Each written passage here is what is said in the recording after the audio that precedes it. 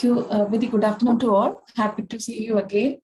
As Senior said, today we are going to learn about intestinal obstruction. That is the part 2 of the gastrointestinal session. Last week we have learned about the nausea, vomiting, and constipation session in the gastrointestinal system part 1. So that session was taken by Dr. Sangeetha. You all familiar with her. So today also the intestinal obstruction will be taken by Dr. Sangeetha only. So no need to further introduction. Dr. Sangeetha, welcome back and over to you. Thank you, Sister Shima, and good to see everyone back again. Last class, it was a really long class.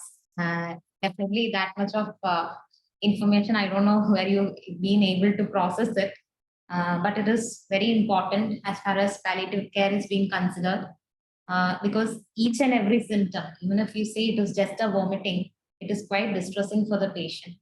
And today's topic, bowel obstruction, it is related to all those symptoms. So this is a continuation.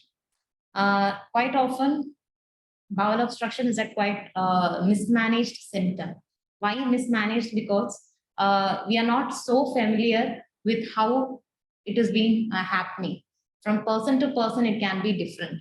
But there are certain common features which helps you in identifying bowel obstruction, and what is the importance of managing bowel obstruction is all that we are going to see today. So we'll see the basic classification, the symptoms. Definitely all sisters must know what are the symptoms that your patient is presenting with, and how do you diagnose it, and what is the management part. As being sisters, what are you supposed to do, and the treatment part that is involved with palliative care. All these things will be covered today. So before we go, I think it is better to get into the topic with a case scenario. Here I have a lady, 62-year-old. She was diagnosed with stage 4 gastric adenocarcinoma. She's having metastasis to peritoneum and anterior abdominal wall. She has had her palliative distal gastrectomy followed by chemotherapy. Unfortunately, her repeat CT scan and after CT scan was taken after the chemotherapy, and it has showed that the disease is progressing. And progressing means it is again metastasized to peritoneum as well as the abdominal wall. So imagine this patient, how much pain she will be. We'll come back to this case scenario in a short while. So before we dive into the topic, we'll just see what intestinal obstruction is. Intestinal obstruction means it is a restriction of the normal passage of the intestinal contents. What is usually the intestinal contents? Anyone? Fecal matter. Yes. So fecal matter could be one, or maybe even the tumor itself. Sometimes it is growing inside the intestinal wall. Such things. Please try to understand a little bit of anatomy. Only then you will know how this thing is happening, where the obstruction is happening. Okay. So coming to the types, there is non-mechanical as well as mechanical. You don't have to know these things in detail, but just understand such and such things exist, so that when your doctors discuss some kind of case scenario with you, you will be familiar with these kind of things. Okay, so non-mechanical and mechanical. In non-mechanical, there is paralytic ileus. It is a functional obstruction where there is adynamic bowel. Okay, and due to the absence of normal peristaltic contraction, you know the intestine has normal peristaltis. There is a forward movement. That is a normal way how it is. Okay, but in this condition, that peristalsis is not happening. Okay, the pain tends to be less. In this scenario, the patient presents you with less pain, and the bowel sounds will be absent. Okay, these are the common features that you see in non-mechanical type of bowel obstruction. Whereas in mechanical obstruction, you can see the speed of onset. The patient will give you a very good history where you can clearly identify what type of obstruction it is. It can be acute, chronic or acute on chronic, depending upon the site. If it is on small bowel, the obstruction is happening, the patient will present to you with certain feature. And if it is in the large bowel, some other type of features. We'll see all those things in detail, so that even though you are a nurse, it doesn't matter, you will be able to identify where is the obstruction after this discussion. Okay, now coming to the nature, it can be simple, closed loop, and strangulated. Simple means there is obstruction at one particular point. Closed loop means there is obstruction at two particular points of the intestine. Strangulated means the intestine is having some obstruction and it is twisting around. Then what happens when it is strangulated? There is a possibility of gangrene. Okay, the loss of blood supply and eventually leading to the perforation of the intestine. Now, these are a little bit in detail. You don't need all those things, but still just for completion's sake, I have put all those things. So bowel is capable, in dynamic obstruction, what happens is bowel is capable of contracting normally or even excessively proximal to the obstruction. Just imagine the intestine. You are having block at a particular point, and from that point to the other, there is obstruction. That means it can be the tumor itself, or maybe the fecal matter that is causing the obstruction. And depending upon the nature, it can be one obstruction point, like I said, closed loop obstruction, or even strangulated. The problem with strangulated one is there is compensation, or there is blood supply is compromised there, and the patient will be complaining of sharp localized pain. Okay, eventually what happens? Perforation can occur and peritonism. Severe bacterial peritonitis can happen, and the patient can present to you with fever, increase in WBC count. Then there can be signs of mesenteric ischemia. All right. So what are the features that now, have you ever seen somebody with intestinal obstruction in your setting? Sisters? Yes, we have seen. Okay. What are the common symptoms that they present with? That is abdominal distension, vomiting, Yeah.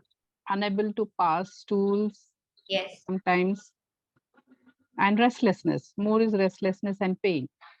Yes. So these are again the causes. Thank you, sister, for that. So like she said, these are the common features that you see. From the symptoms itself, we will be able to identify where the obstruction is. Is it at the small bowel or is it at the large bowel? Okay, now coming again to the causes. What causes this obstruction? It can be intraluminal factors, something which is inside the intestine that is causing the obstruction. For example, it can be impaction or maybe some type of foreign body. You might have seen where people start ingesting some kind of metal or some kind of things, whatever they get. Some people who have psychiatric illnesses, they have this habit of swallowing some kind of metal or spoons or something like that, even coins. So all this can cause some obstruction inside the intestine. Even gallstones can cause intraluminal, inside the lumen factors can cause obstruction. Now, intramural, the inside the musculature of the intestine, there can be some causes, something like adhesions. Post some surgery which she had previously, sometimes adhesions can occur. It can be hernia or some kind of volvulus or intussusception. What is intussusception? That is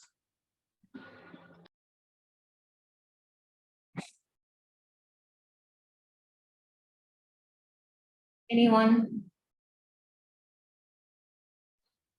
it's a intestine introducing in upper part of the Yeah, the intestine slides inside, one into the another. Yes, thank you for that. So intussusception also, it is very common in pediatric age groups as well. It can happen in adult also, but most commonly seen in pediatric age groups also. So these are the some causes which leads to intestinal obstruction.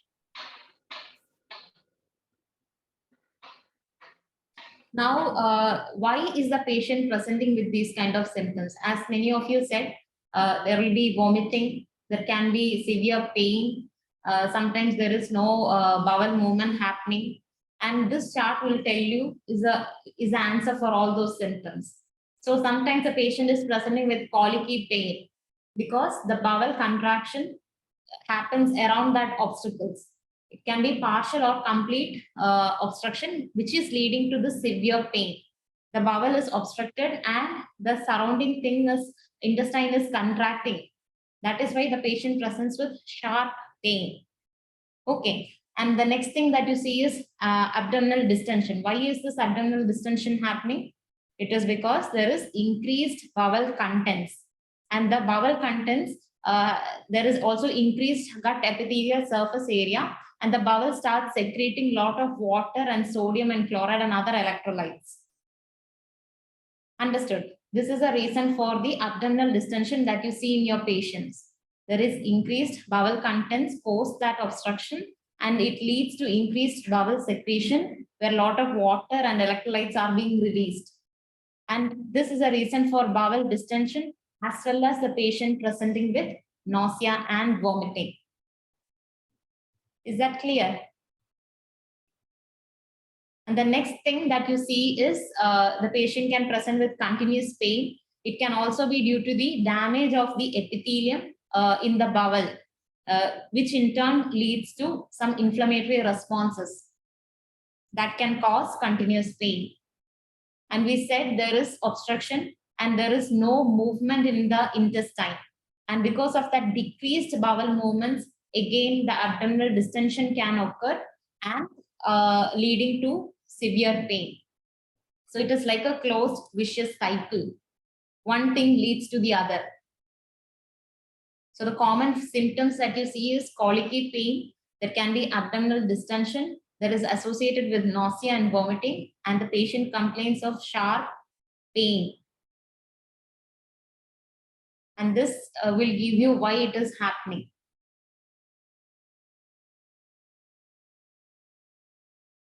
Now, how will you know that where is the obstruction? Is it in the small intestine or in the large intestine? Anyone? Any idea? Where can be from the patient's history? How will you say that this patient is having, small intestine obstruction or not?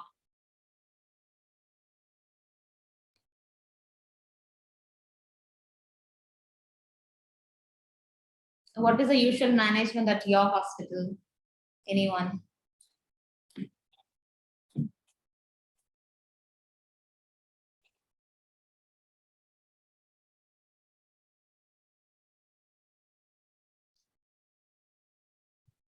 Please don't be shy. Whether even though it is a mistake, it doesn't matter.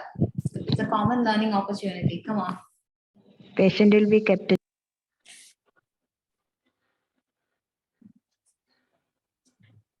Sorry, you're muted. Patient will be kept nil early, nil by mouth. Okay. What else? Management.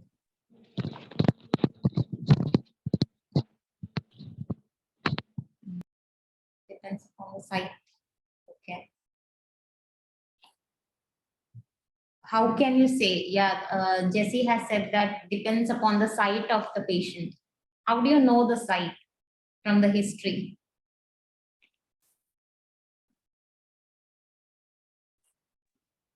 Usually in small bowel obstruction or not, what happens is the patient will be vomiting in large volume. Understood? The volume of the level of obstruction is determined by the pattern of symptoms. If higher the level of obstruction, the vomiting starts early and it will be in large volume. That means the patient will give a history that he is vomiting in large bucket. The volume is of that, that much of volume he is vomiting. That is one history that from which you can say that it is probably a higher level of obstruction or a small bowel obstruction. In large bowel obstruction, it is a slow progressive abdominal distension is more in large bowel obstruction. Understood? And if it is in complete obstruction, there will be no passage of flatus or feces, and even the patient can present with spurious diarrhea. What is spurious diarrhea? Any volunteers? We have discussed in great detail in the last class.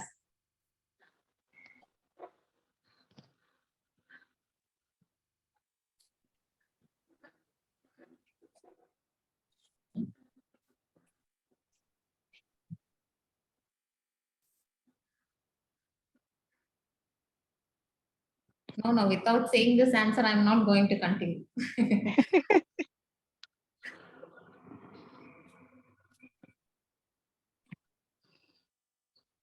Yes, Mehboob. Sister, please come on. There may be, thin watery diarrhea. Overflow. What else? Is it just thin watery diarrhea? Why is it happening? Seepage it is. Yeah. Can you just give how the patient will be presenting with spurious diarrhea? Why? What is the reason for the patient presenting with that diarrhea?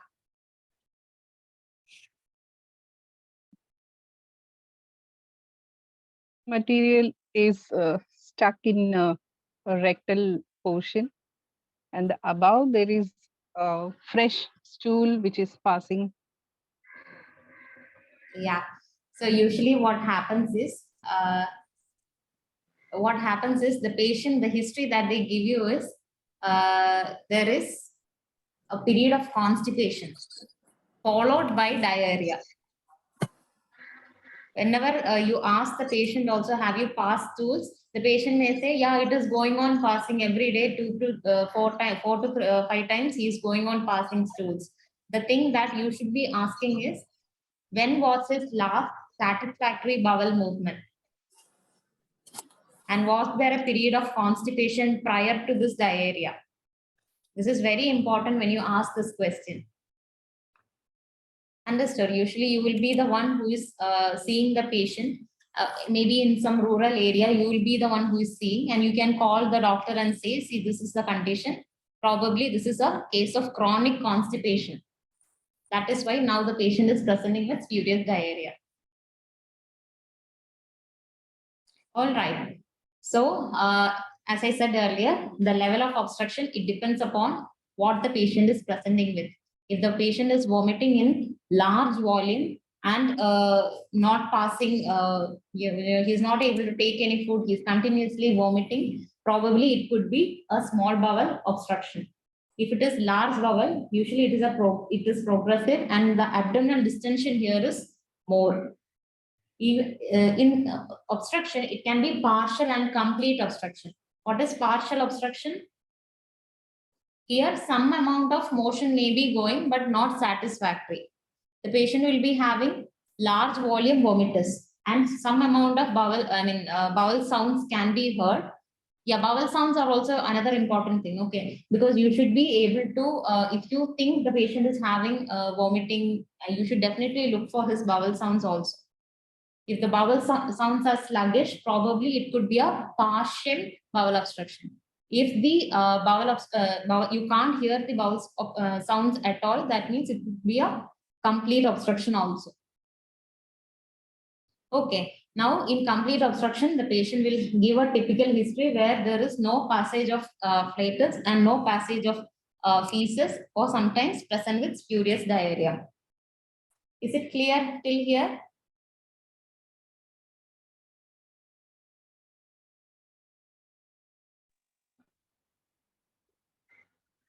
Now, what are the other methods by which you can say or identify this patient having obstruction, or what are the investigations that you know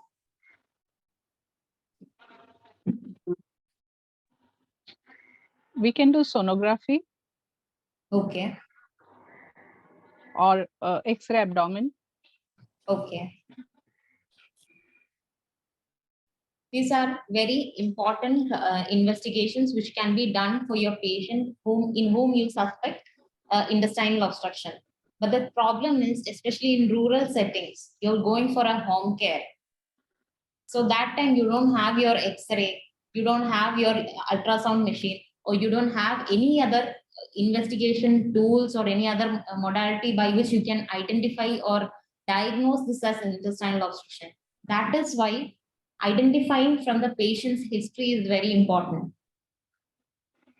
Okay, so even though the patient is having such symptoms, we don't have any kind of ultrasound or X-ray, still you can identify this from the patient's history that this patient is having some intestinal obstruction, or then give treatment accordingly. Okay, that is why I'm stressing on this history taking. It's very important. From the history itself, you'll get a lot of idea whereby you can identify what type of obstruction it is. Look at the volume here, look for the bowel sounds, ask whether he is passing stools or not. From all this, you will get a small idea what is happening and then give treatment accordingly. Okay. So like you said, in investigations, we have X-ray, erect abdomen X-ray. If you look, you can see the typical air fluid level. Are you able to identify it? You can see Yes. the air and the fluid levels. So this is a case of intestinal obstruction. Why fluid? Why are you seeing fluid here?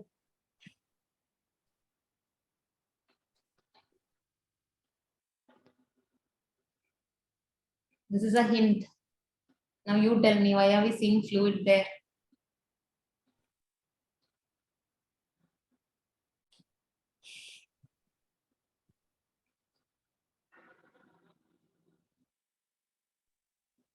Bowel secretion increases. Yes, there is increased bowel secretion. The water content is increasing. That is why you are seeing fluid in the X-ray. Understood? And also, you can do a contrast radiography with gastrogryphon, but it's not usually possible in a home care setting. So this is another X-ray where you can see the typical presentation of intestinal obstruction in supine as well as erect. In supine, you are not able to appreciate the air fluid level. You can just see the air and you can see the volvulus happening there. When it is in an erect position, you will be able to see the air fluid level clearly. Are you able to make out the fluid levels? Yes. Okay. Now, planning and management. What is the usual management for intestinal obstruction that you know of? Early management, Yeah, what is the management that you do? or keeping NPM, putting Ryle's tube, taking abdominal girth, and seeing the progress. Okay. In every patient, do you do this? Not always. So what is the criteria? It would depend upon the history first, how severe and how frequently he's vomiting and what is the level of obstruction. Okay. So here again, the planning and management depends upon the patient's condition. If it is a young patient, he's having a better prognosis, but for the time being, he has presented with a partial obstruction, then the management differs. Or if a person is coming in, he's approximately maybe 80 years old, he's in his end of life, then again, the management plan for that patient changes. So planning and management, again, you have certain criteria, how you take that decision. Some patient may be a candidate for surgery, some maybe not. So first see the patient presenting with symptoms of bowel obstruction. You have to do your clinical assessment first and do any relevant investigation. If possible, you can do it. If not, it's okay. And there are some patient factors, disease factors, and some technical factors in making a decision for this patient. Definitely, the performance status of this patient is very important. Even though he's 80 years old, sometimes he's a very active, very physically active athlete or something like that. Even though he's 70, 80 years, we don't feel that he is of that age. He's doing comparatively better. Then again, the planning changes, the management changes. So first see for the patient factors. Age is definitely one criteria, but for me, more than age, it is the performance status of that patient. If it's a young patient, definitely we try to help him, but he's in his end of life deteriorating, the management plan changes. Even though he's of 80 years or 70 years, if his performance status is good, again, the management plan changes. You should know the stage of the cancer that patient is having, or the future anti-cancer treatment options available for that patient. You see, cachexia. Cachexia or malnourishment means the patient is decreasing his, losing his weight or something like that. So look at your patient, how he is presenting to you. If he's a okay, physically healthy patient, definitely the management will be trying more a conservative method, like what to say, give him much more care, not care, like much more facilities through which he will benefit from that. Okay, now the next thing is disease factors. The extent of obstruction, how far is the obstruction, and what is the level of obstruction? Is it at a single point or at multiple level? Is there any obstruction? Or where is the site of obstruction? And what is causing this obstruction? Is it a fecal matter that is causing obstruction? Or is it the tumor itself that is causing the obstruction? If it is a tumor itself, what should we do? Maybe the tumor should be removed. Again, that surgery itself is quite painful and distressing for the patient as well as family. So, is that surgery required for that patient or not? All these things are of prime importance in this condition, especially as many of you know, you might have seen at least one patient in your life presenting with intestinal obstruction. It's quite distressing for the patient as well as family. We are the ones who are in close contact with them. Unfortunately, many patients will end up in ICU and die without seeing their loved ones.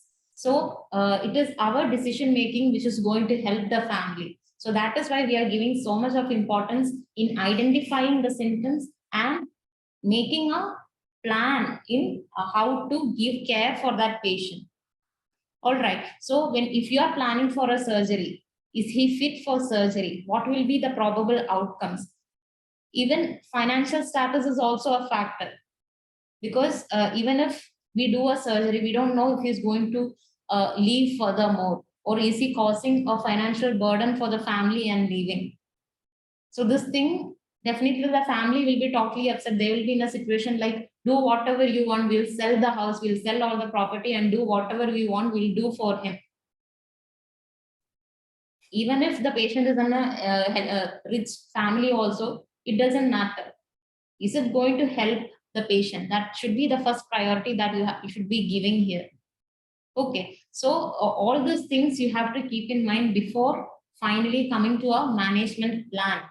This plan is definitely taken with consideration with respect to your patient and family. It is not just the doctor saying, okay, you have to definitely get surgery. No, you should include the patient as well as family in your decision making and then make the plan. Is it suitable for the family to go through this? After the surgery also, post-op care, are they able to manage all that thing? Or is it going to benefit the patient? All these things should be given a prime importance when you're treating the patient with intestinal obstruction. Okay. So disease factor should also be kept in mind. Patient factors, or how is the patient performing, this performance status and all these things should be understood very clearly. And there are some technical factors which you don't have to know in great detail, but understand there is some technical factors related to this, especially in case of surgery and all, or some kind of basic investigations if required to do, like in endoscopy or interventional radiotherapy. Just for completion purpose, I have put it this. Okay, but from your point of view, at least the patient factors, maybe you can tell your doctor, see doctor, they're having these kind of problems. Is it necessary to do a surgery? Maybe that one suggestion can change the entire management plan. Okay, so that is the importance of you people knowing all those things. Now, in what all conditions it is a complete no for surgery. So, especially if the patient is having advanced age and cachexia. Like I said, cachexia means he's losing weight, his condition is deteriorating rapidly, and he's in advanced age. It is a complete no for surgery. There is no use of doing any surgery for in this kind of patients. And if the patient is having a wide spreading tumor, his metabolic parameters are deranged, there is no point in doing any surgery for this patient.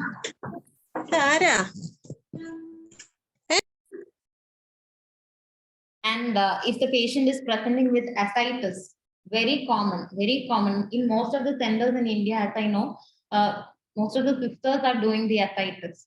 Continuously, they might be required to do ascites in order to, their abdominal distension and all those problems will be so severe. Not in intestinal obstruction. In intestinal obstruction, the management is different, but people with any intestinal tumors will have this ascites. And this ascitic tapping should be done maybe on a weekly basis. For some people, it can be up to 2 weeks or 21 days or something like that. For some patients, it can be a weekly ascites that is happening. So in such cases, there is no point in doing any kind of surgery in such kind of patients. There is low serum albumin. There is severe nutritional deficiency. There is a palpable abdominal mass. There is no point in doing any surgery because that mass is anyhow going to grow. So there, even if you remove a small part of it, it is not going to help him. Okay. Now, any history of previous radiotherapy or radiotherapy to abdomen or pelvis? Why? Because radiotherapy can cause adhesions. These adhesions we saw in the causes, no, their adhesions was itself a cause for intestinal obstruction. What happens in adhesions? The luminous, the intestine sticks on to each other. This radiotherapy can lead to that kind of adhesion happening, and which in turn can lead to intestinal obstruction. There, if you try to resect and rejoin the parts, it is not sometimes going to help the patient. That is why it is a complete no in such kind of cases. So history of any combination chemotherapy, multiple sites of obstruction. There is not a single site, it is a multiple site. So how many sites are you going to resect and rejoin? So it is very difficult, and also it is not going to help the patient. Maybe in future, again, such a thing can occur. Okay. Now, poor peristalsis due to different diffuse carcinoma peritonei. Carcinoma peritonei, this metastasis to the peritoneum due to any intestinal tumor. So if a patient is presenting with any carcinoma peritonei, the poor, it can lead to poor peristalsis. When the peristalsis decreases, what happens? Again, there is obstruction happening and poor performance status of the patient. In all this criteria, when the patient comes to you, just keep all these things in mind. Is he in this particular criteria? So then we have to take a decision that he is not an ideal candidate for undergoing any sorts of surgery. Understood?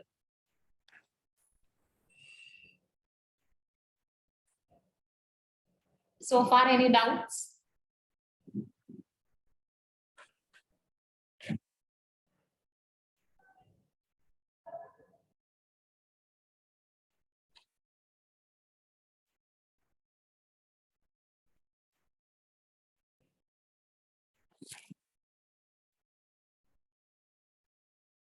There is no doubt. Is it because you didn't understand, or really there is no doubt?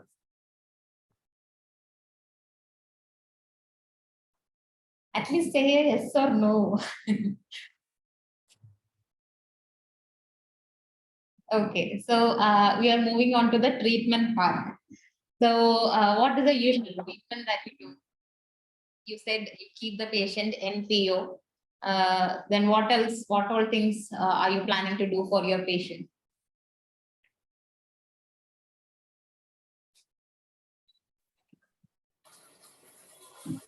Antibiotics. Okay. What else? Antacid. Okay. Nutrition. How are you planning to give the nutrition? Like maybe if there is peristalsis and able to digest, then RT feeds. Otherwise, IV fluids or subcuticle. Okay. Parenteral nutrition. Parenteral nutrition. Okay. So we'll see all the things in detail. Now coming to the treatment part, Here again, pharmacologically, we advise to give laxatives, depending on whether it is complete obstruction or partial obstruction. If the patient is having partial obstruction, then we give laxatives.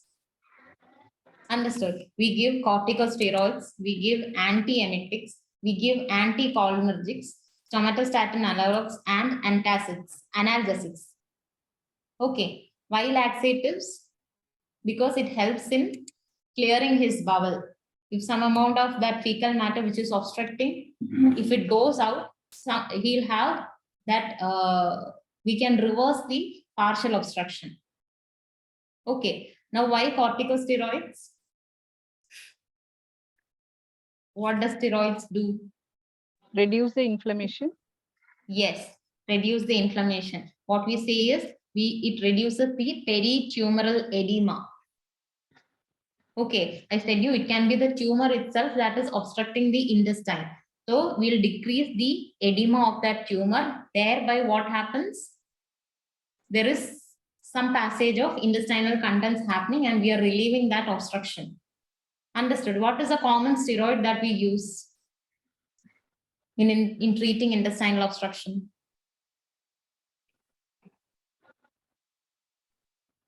Prednisolone, methylprednisolone. No.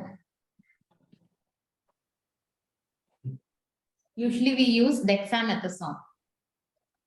We use dexamethasone because it has an advantage. What advantage? It is a long-acting steroid. Okay. We usually use dexamethasone and the usual dose is, what we usually give at Pallium is we start with 60 milligrams of steroid. Okay. Yes, Sylvester was saying 16. Thank you. So 16 milligrams of dexamethasone is what we usually give as a single dose. And we prefer to give it in the early half of the day. Why? So it has a good effect in the night time. What effect at night time?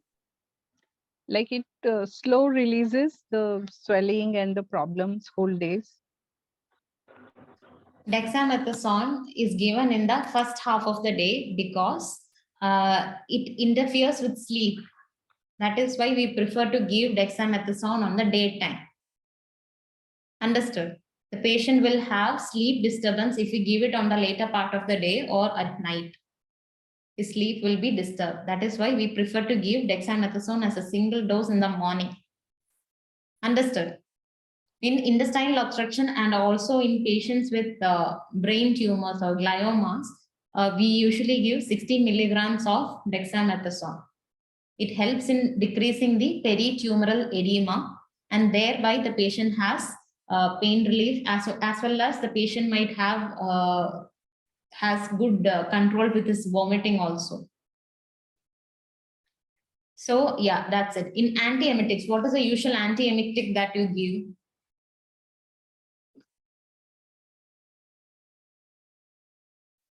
Which antiemetic do you prefer?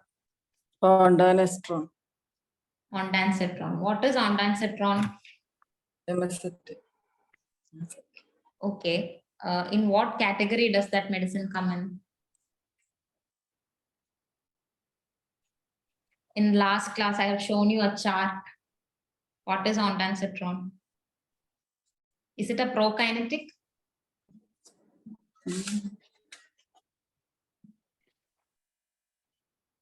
Sister, usually what we give here is Perinom or metoclopramide. It is a prokinetic drug. What happens with prokinesis? It helps in that forward movement of intestine.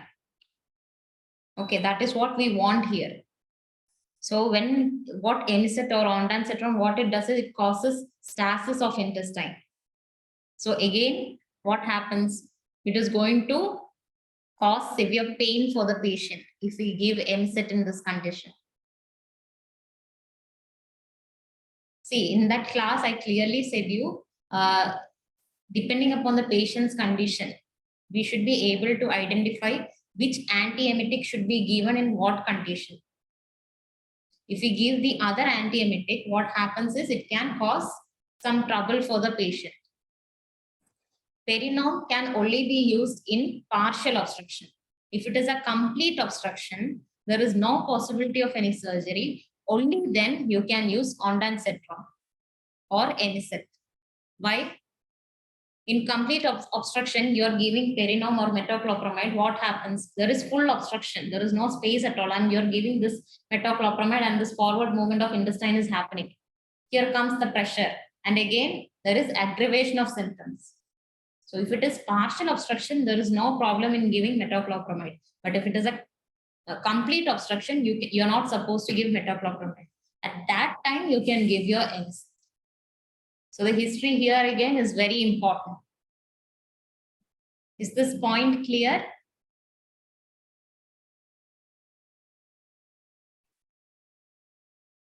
Or should I repeat again? This thing is very important because if it is a partial obstruction, you cannot give what? Anisette or ondansetron. It causes gastric spasm. If it is a complete obstruction, you cannot give perinom. You should be giving ondansetron. Okay. Next thing is anticholinergics. What anticholinergic does is it decreases the secretion. As I said, the abdominal distension could be release of this water and electrolytes. So it helps in decreasing the secretion. So we prefer to give anticholinergics. Then there is somatostatin analogs, which is usually very expensive, like octreotides. Instead, we have a cheaper version for that and more effective. It is hyoscine butyl bromide. It helps in decreasing the gastric contents. So these are the usual drugs which you are giving in your setting. Now hereafter, you will be able to understand why it is given and how it is going to help your patient. And again, the patient will be in severe pain. It will be usually opioids that we are giving here. Okay. So the treatment part, you should be able to identify what all drugs you are giving, why it is being given, what to be given and what not to be given. Is that clear? Now coming the surgical part of the treatment, resection of the bowel segment is one thing that you can do. If the patient is fit for surgery, only then you go ahead with surgical correction. Colectomy, ileostomy, colostomy, these are the different forms of surgery that is being done for your patient. Now again, invasive procedures, maybe like sister said, NG tube insertion might be required for some people, or gastrectomy or colonic stents. Now I'm just briefly saying about everything. Like I said, metoclopramide, it is a dopamine antagonist. The usual dose is 10 milligrams. It can be given as 8th hourly or even up to 6th hourly. We prefer to give it as IV sub-Q preparations can be given. And it is a prokinetic. It is usually used in partial obstruction. As I said earlier, in partial obstruction, we prefer to give this. And the patient will be having severe nausea and vomiting. In that condition, haloperidol can also be given as an antiemetic. In the classification in the last class, we learned about refractory vomiting. That is, the patient is continuously, irrespective of whatever antiemetic you are giving. In that condition, you can give haloperidol. Here also, you can give haloperidol, and this 2.5 to up to 20 milligrams of haloperidol can be given as IV or subcutaneous infusion. Clear? Next is your corticosteroids, 16 milligrams per day. You can give it as IV preparation. It is a long-acting steroid. It should be given before 3 p.m.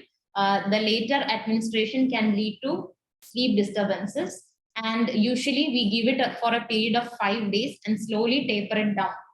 Like 16 mg in the morning, you give for continuously 5 days. For the next 5 days, you will be giving it as 12 mg OD for the next 5 days. And slowly, depending upon the patient's improvement, we taper it and slowly stop. You cannot stop this medicine all of a sudden. What happens then? There is exacerbation of all the symptoms. So if you start a patient on corticosteroids, you should slowly taper it down. Okay. Then if vomiting subsides, continue oral steroids. I said you 60 milligrams, usually we give it as IV preparation, and slowly as we taper it down, the smaller doses can be converted to oral dose. Steroids act by reducing the peritumoral edema. So what if somebody asks you why do you prefer to give steroids? Because steroids decreases the peritumoral edema, thereby we are able to relieve the partial or complete obstruction. And also, what happens when you give steroids?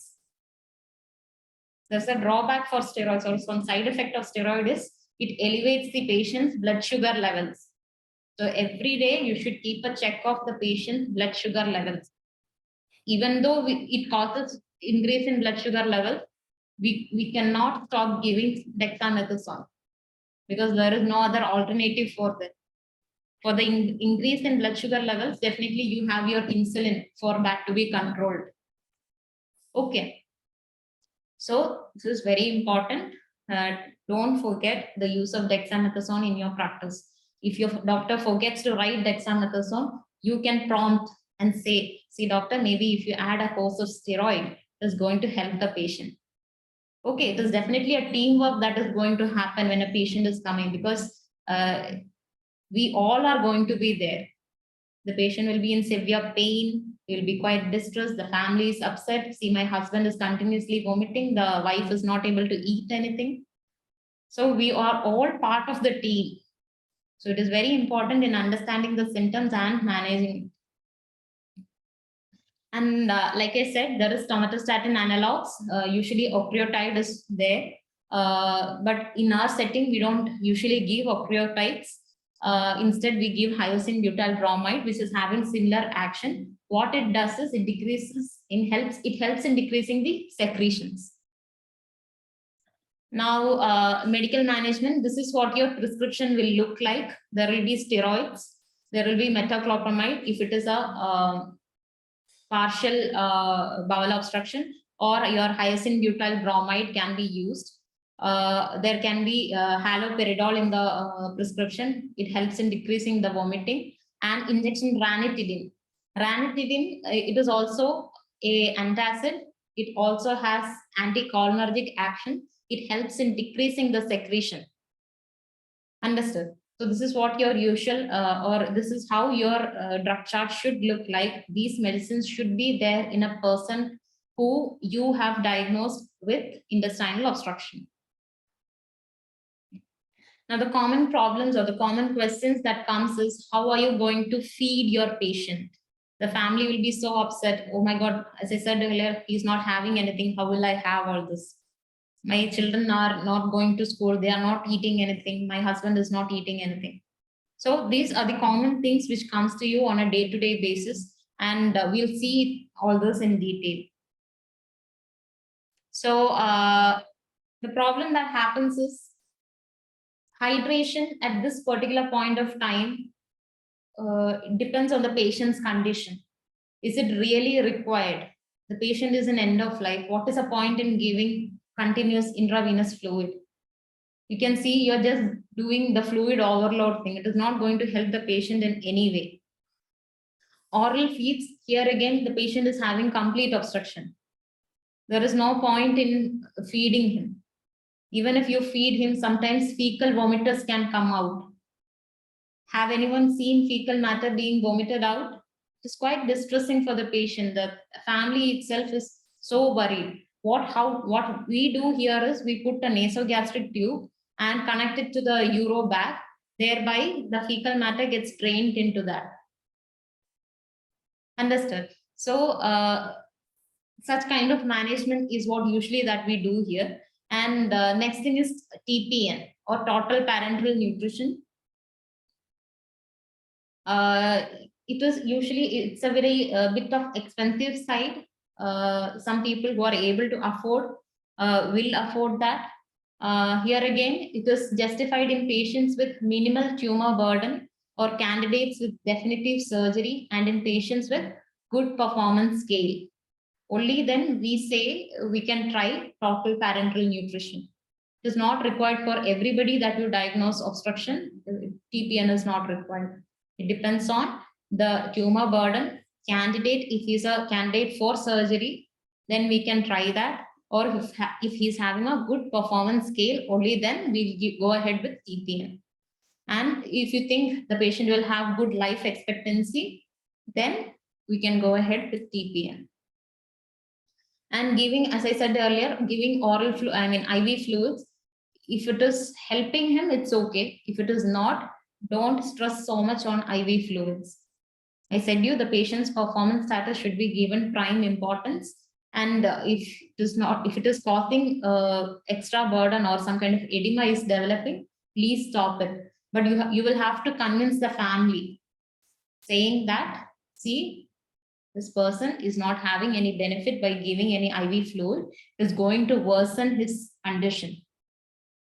Understood? So these things should be kept in mind. So here again, as I said, the initial case scenario that we started discussing with the 62-year-old lady, she is well supported by her children who is living in UK. She was diagnosed with stage 4 gastric cancer with metastasis. And now her repeat CT showed the disease is progressing, and this is her present condition. And now she is presenting with vomiting and abdominal colic for 2 days. And she has not been passing, she's been passing small amount of stool daily. She has vomiting 3 to 4 episodes per day, which is unrelated to meals.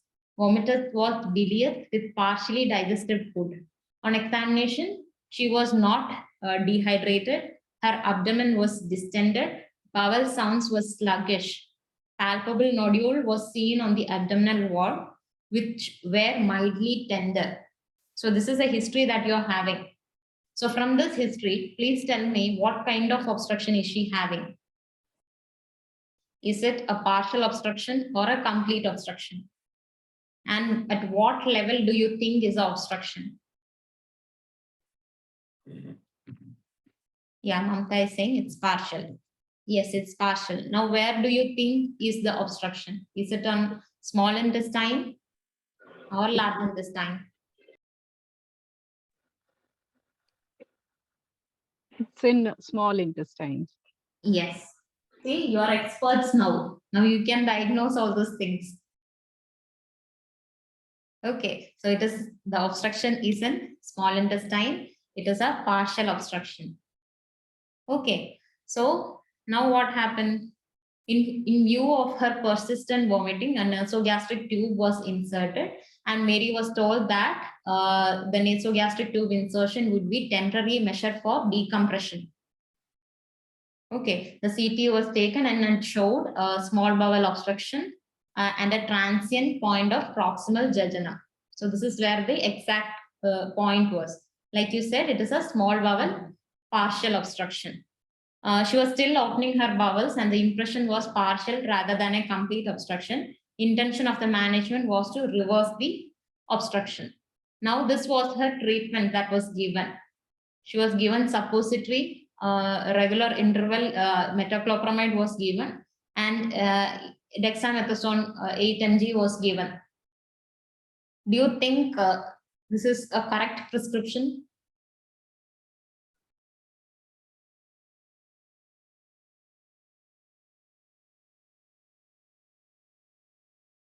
Is this management enough for the patient? Anybody wants to correct this prescription?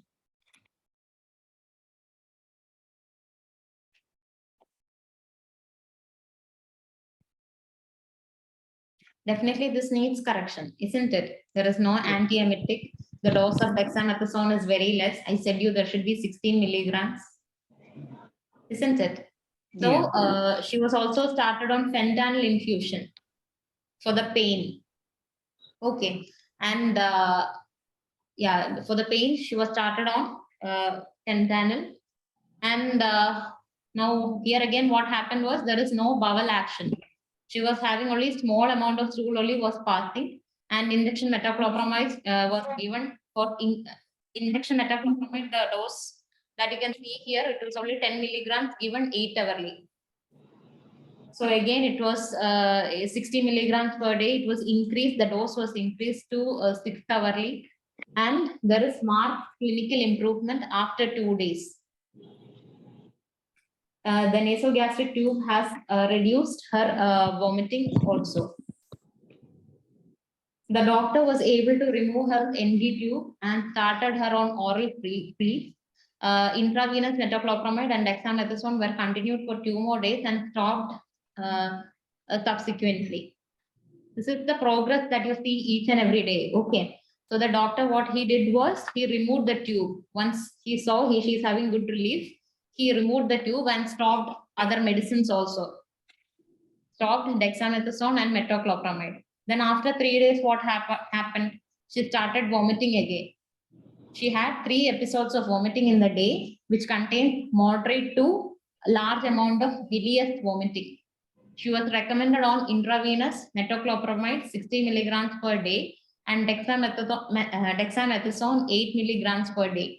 In addition, ranitidine was also added to reduce her gut secretion. I said you ranitidine is a anticholinergic. It helps in reducing the gastric secretion. So all the things was done, but still she had persistence of symptoms. What happened? What do you think happened here?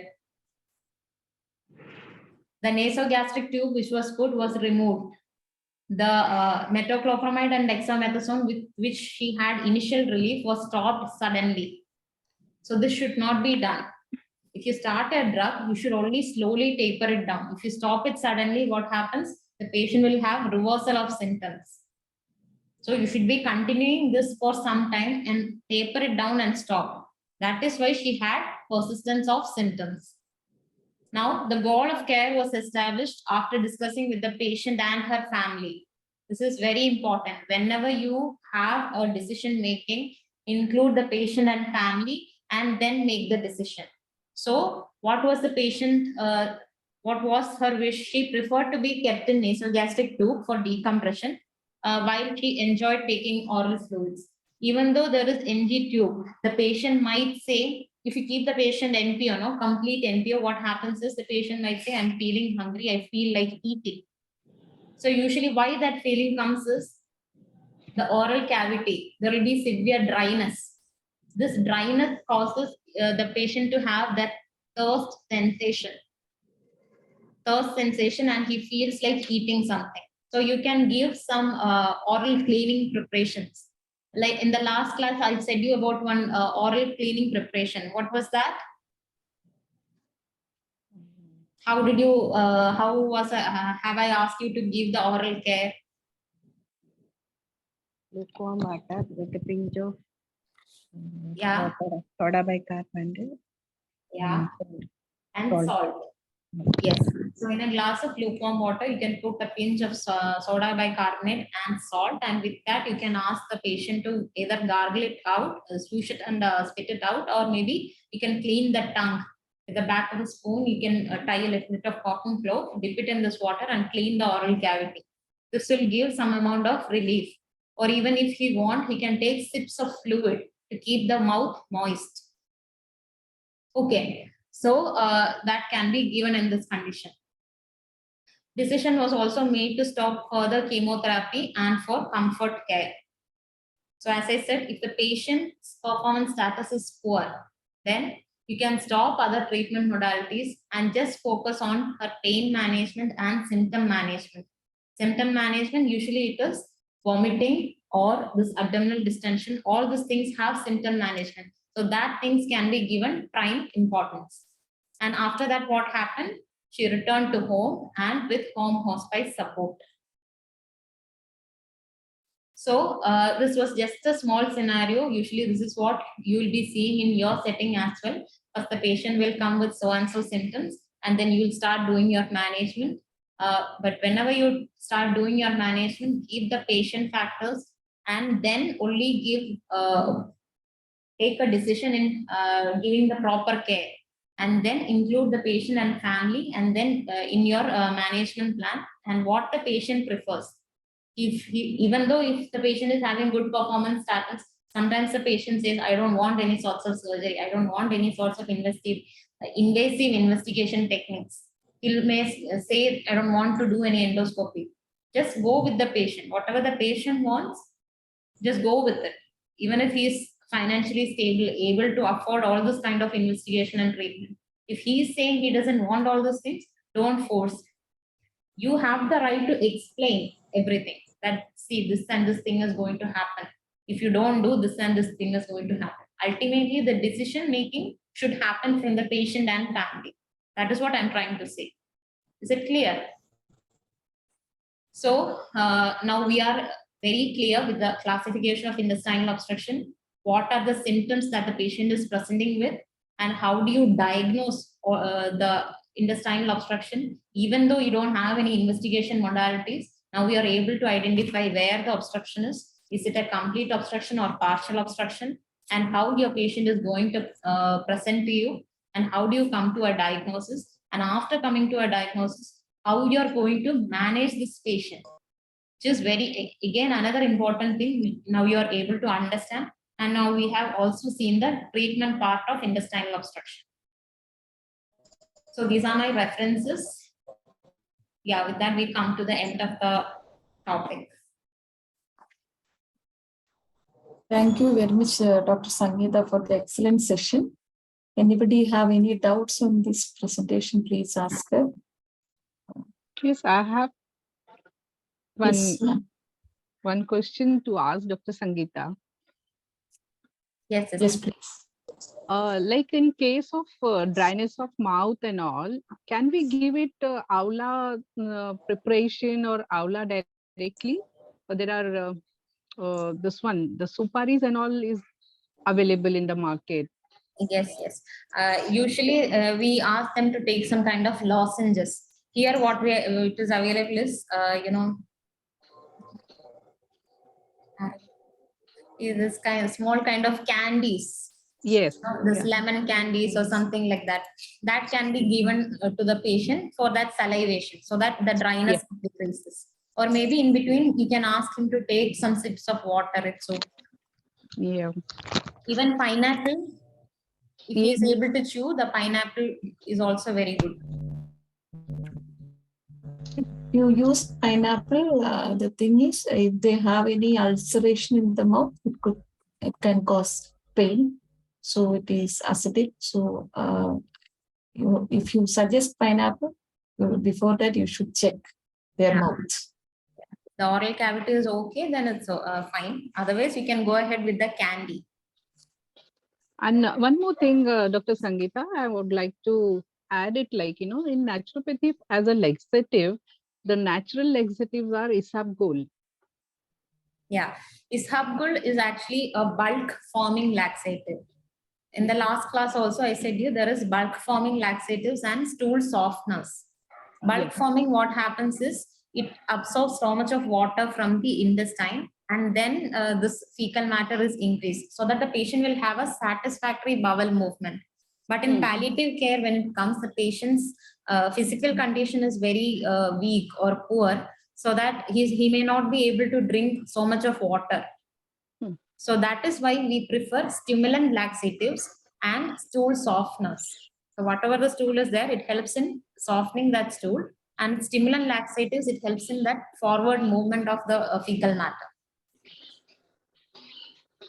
Okay. Isabgol husk, maybe in a healthy individual, it will help.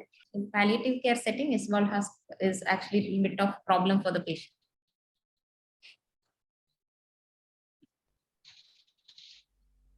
Crushed, right?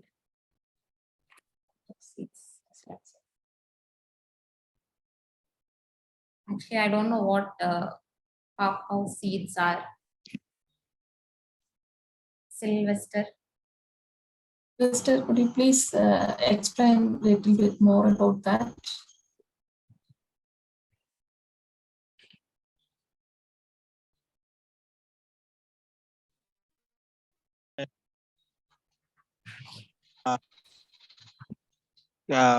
Non-pharmacology.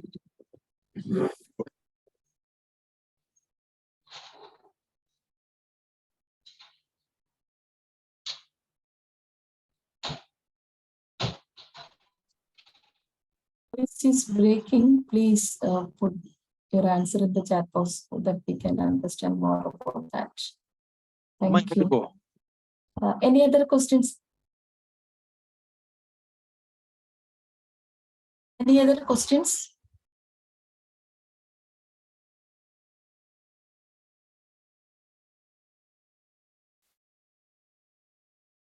If you don't have any questions, we can move on to the case presentation. Before moving to the move on to the case presentation, I would like to highlight few things here. Dr. Sangeetha took a detailed session on intestinal obstruction. This is very important symptom, one of the major symptom in palliative care, and also she has explained about the partial intestinal obstruction and the complete intestinal obstruction. So what is our responsibility? That we need to look into, because if when the patients come to you with this kind of signs and symptoms, nausea, vomiting, constipation, abdominal distension, so we will usually take a history, proper history. So after that, we will come to the diagnosis. So we sometimes, if the patient is having complete obstruction, but from the patient's history, we thought like it could be the partial intestinal obstructions. The management of partial intestinal obstruction, already as Dr. Sangeetha said, the injection dexamethasone for reducing peritumoral edema, and also we will give a metoclopramide. Okay. So metoclopramide is a prokinetic agent. That will increase the bowel movement. So after that, if you give dexamethasone and metoclopramide to the patients, what is our responsibility? We need to do the proper assessment after that, whether the pain is increasing, colicky pain is increasing or not. If the colicky pain is increasing, it has a complete obstruction. Our duty is to assess proper assessment and report to the doctor as soon as possible. Okay, as soon as early as possible, because if there is a complete obstruction, your metoclopramide will harm to the patients, because again pain increase. And also you have to keep it in mind about the metoclopramide and the Buscopan, hyoscine butyl bromide. So what is the action of metoclopramide? What is the action of hyoscine butyl bromide? So the metoclopramide is the prokinetic agent, but the hyoscine butyl bromide is the antispasmodic agent. If you use both together, what happens? One drug will act more and the another drug will act less. The contradictory action will be there. So when you use metoclopramide, along with that, you should not use Buscopan. So controversy action is there. So one is prokinetic and the another one is antispasmodic. So no need the same drug together. Okay. So if in case of complete obstruction, then you will stop metoclopramide and start Buscopan, hyoscine butyl bromide or glycopyrrolate. It will reduce the intestinal motility, and that way we can able to control the bowel secretions. And if the bowel secretion is controlled, the abdominal distension is also comes down. So that is the management. So this is our responsibility for take care of an intestinal obstruction patients. Okay. So I think this you all keep it in mind. We can move on to the case presentation. Sister Lindsay will be presenting a patient story today. Sister Lindsay, over to you. Sure. Sister Lindsay is present in the session, ma'am. Sister Lindsay, are you available?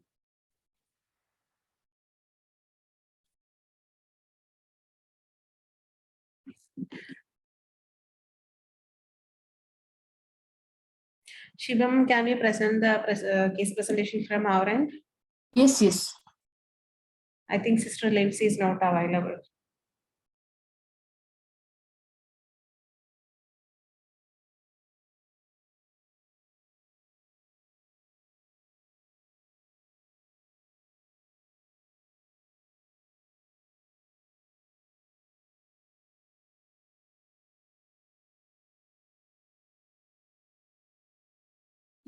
Can I? Shivam? Yeah, can I Yes. Read it out. Yes, yes. Okay. Next slide, please. So, Mr. X, 70-year-old man, old woman, diagnosed with an intestinal obstruction, type 2 diabetic mellitus, and hypertension. So, his presenting complaints was pain, abdomen, constipation, vomiting, blot of 7, and maybe blotting abdomen of 7 days of duration. Okay. Could be abdominal distension. History of illness, patient was apparently well 1 week back when she developed diffuse pain, high-grade fever, and abdominal distension, which was sudden in onset. She also had non-projectile vomiting. History of constipation since 4 days. No flat is passed since then. No appetite also. No appetite was present. Okay. So loss of appetite was there. On examination, vital signs, temperature 102 degree Fahrenheit, pulse rate 110, respiratory 24, rate 24, BP 130/90, pallor absent per abdominal, all quadrants are firm in consistency, distensions, abdominal distension present, no visible lump, tenderness plus. So that's investigation is hemoglobin 10, total count 15,000, DC 76, CRP 23, RB 190, USG abdomen normal, expect the inflamed and descending colon, moderate free fluids in peritoneal cavity, terminal ileum and ascending colon. Psychosocial aspects, financial constraints presence, increased tension in the family. And the medications was injection metronidazole 100 ml 8th of early, injection pantoprazole 40 milligram IV IV OD, IV fluids, maybe had continuous intravenous fluid, injection buscopan. Main concern was pain, abdomen, and constipation. So summary, 72-year-old female with pain abdomen, the complaints of pain, abdomen, constipation, abdominal distension, and fever, vomiting, treated with antibiotics and planned for surgery on emergency basis. So the discussion points is post-surgical management, psychological support, precautions to stop recurrence. Okay. I need some more clarification regarding this patient story. Unfortunately, Sister Lindsay is not available.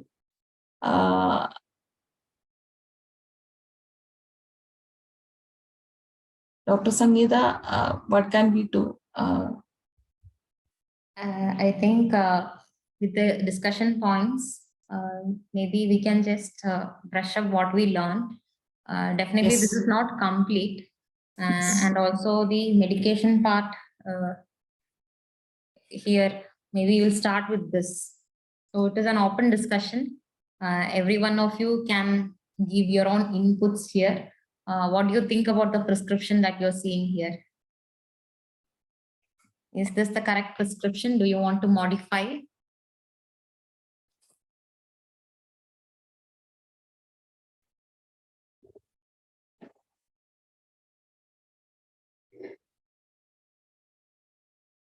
Patient having constipation, not having, yeah, laxatives. Yeah, there is not laxatives.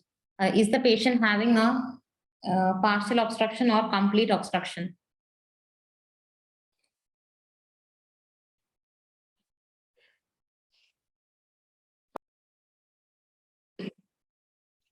Here you can see patient is apparently well 1 week back, develops diffuse pain with high-grade fever, abdominal distension, and has it was sudden onset. She also had non-projectile vomiting. There is constipation, no flatus passed, and there is no appetite also. Here again, we don't know the volume of vomiters.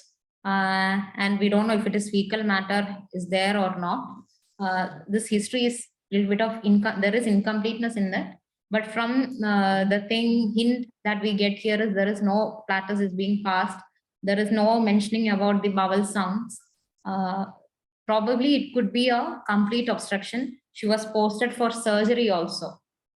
And in this case, is surgery really required? This is another question that I doubt, because she's 72-year-old. Her condition is a little bit in a progressing side. So the discussion point is post-surgical management. For post-surgery, my first question is surgery important here or not? And definitely there is financial constraints in family. Post-surgery also, how are they going to manage? How will they able to be taking care of the patient? Who are the caregivers? Who are supporting her? That history is also not here. See, if it is the elderly woman, are the children supportive? Who is going to take care of her? All these things are very important. That the thing is not mentioned anywhere in the history here. So that is also of prime importance. Post-surgical care is important. Precautions to stop recurrence. See, we don't know how it is going to recur for this patient.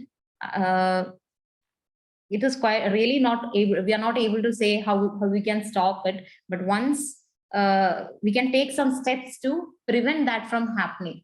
See, if you have diagnosed a patient with some intestinal tumor or ovarian tumors, probably it can lead to intestinal obstruction. That we can know. So with that intention in your mind, you should be giving importance in knowing the bowel movement of this patient. You have started opioids for this patient. What are the common side effects of opioids?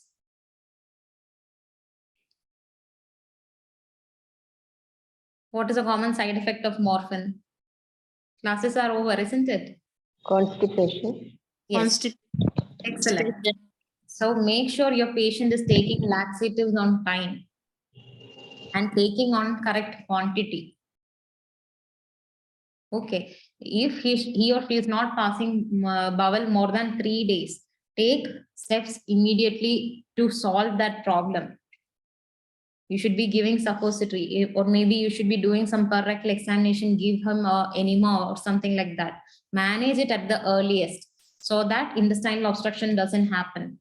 Once the patient goes into intestinal obstruction and then you go for managing it, it becomes quite difficult for the patient as well as family. And also we as a treating people, it becomes, again, our stress of treating this patient sometimes increases. So when the patient is started on opioids, and if you know the patient, know your patient, how he is going through, you have a particular diagnosis, you know such thing can happen in future. So keep that thing in mind and convey the message to your patient as well as family. Sometimes the patient says, I usually pass once in 4 days. The bowel pattern, usually how it is for me, this is once in 4 days. It is normal for me. But especially and that may be a reason why he is not taking laxatives. Say them why you are giving laxatives. Opioids can cause constipation. That is why we are giving you this thing. If you are not taking this medicine as prescribed, it can lead to constipation. Constipation in turn can lead to this fecal mass formation or fecalith formation, which can cause intestinal obstruction. If intestinal obstruction can occur, then it can lead to such and such complications. So we don't want that to happen. That is why we are saying you to take this medicine at the earliest so that you don't develop such kind of symptoms. You should be able to convey this message to the patient as well as family.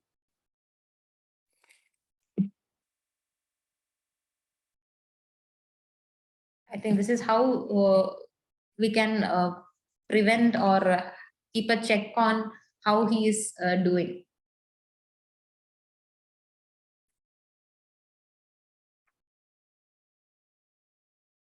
Psychological support, probably the patient might be in pain as well. For pain, here again, there is different quadrants, the emotional, the spiritual, the psychosocial quadrant, everything adds on to his pain, especially in this situation where the patient is having intestinal obstruction. All these things might be going through his head. isn't it? How are my family going to take leave when I'm gone? All these things can add on to his emotional status of this pain. So psychological support, definitely try to find some what to say, volunteers, or in the hospital setting itself, if you have some fundraising for this patient to support him at least on what he is going through. Understand your patient, what is his background, and what type of support is that family required, or what are they expecting. Such things should be planned on the initial stages itself, so that at least in his, when he's approaching his end of life, he'll have some peace of mind. Okay, they are in safe hands.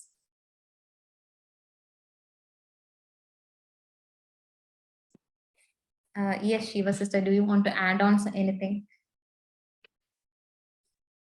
So I think so most of the points you have covered from this patient story. We need to understand that this patient age is 70, and also we have to check whether the health status is okay for surgery. So after the surgery, what is the outcome? So that all things we need to check, and financially that patient, the family is not affordable, so they need to find out the money. So even if they find the money, what is the outcome of this patient? So that we need to check into before pushing to surgery. So if they usually the patients will tell you like, okay, we can do the surgery, but we are the medical healthcare workers, we know very well than the patient caregivers. So we need to tell the caregivers and the patients about the prognosis and the good things and bad things after the surgery. That all things we need to tell them clearly. Then only they will understand. Okay, that is on important points we need to keep it in mind whenever we have discussions like this, these kind of patients. And as Dr. Sangeetha discussed, psychosocial support. If one person's get an incurable illness in the family, that whole family will be affecting, right? So you can put yourself into their shoes, that continuously that whole family will be affecting. And also because of the psychosocial, if there is a psychosocial issues from this patient story, so there are financial constraints and other family problems too. So these will be affecting the patient a lot, because if they have a psychosocial elements there, definitely the physical distress will increase. So we need a special attention to the psychosocial part also. So in palliative care, we all learn about total care. So the patient need total care, physical, emotional, social, and spiritual care. So then only we can improve the quality of life. Okay, so our aim is to improve the quality of life of the patient and their family. So if you give a proper symptom control, and if you cover the total, the whole part, the 4 parts, definitely we can improve the quality of life. And about the recurrence, we don't know where it is, and when if you do the proper assessment and proper investigation, then only we can able to tell. So where there is any metastasis and that all things. So after that, you can decide whether there is any surgery is possible or not. So these all things you can so discuss first, and then you can think about the surgery. Okay, so from the class itself, we all understand that what are the signs and symptoms, what all things we should keep it in mind before surgery. So after surgery also, what is the outcome? These all things you can keep it in mind. Okay, so so I have a history. I had a patient, so I will share it with you. So 29-year-old a female diagnosed with the rectum. come to us with severe pain, we gave morphine, and for the morphine, that patient got better pain relief. So after that, she developed nausea and vomiting. And also, then we do the proper assessment and investigation was done, and then intestinal obstruction as the final diagnosis. And at the same time, the lung metastasis are also there. So that time we were discussing with the family about the prognosis, and the surgery is not required. And but the family members is not agreeing that factor, and they decided to go to the surgery. And then we refer the patient to the surgery department. They did the surgery, and so the bad thing was on the third postoperative period, the postoperative day, the patient was died.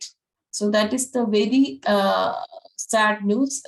Was shocking news for me also, because it's not a good decision for her. She doesn't need the surgery that time.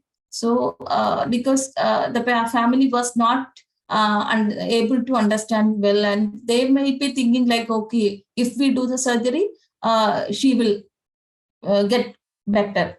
So that kind of things will be there.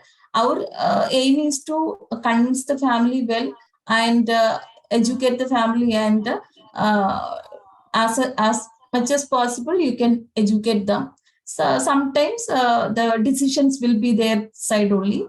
We can move to their side. We can listen to their part also. Sometimes we will listen only. That is also another problem. So that every time the people is not the person, the caregiver is not accepting your words fully. Sometimes they will take another decisions too.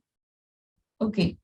So whenever you take a decision, definitely you can think about the patient side and the family side, and try to convey the good things and bad things to the patients and the family as much as possible.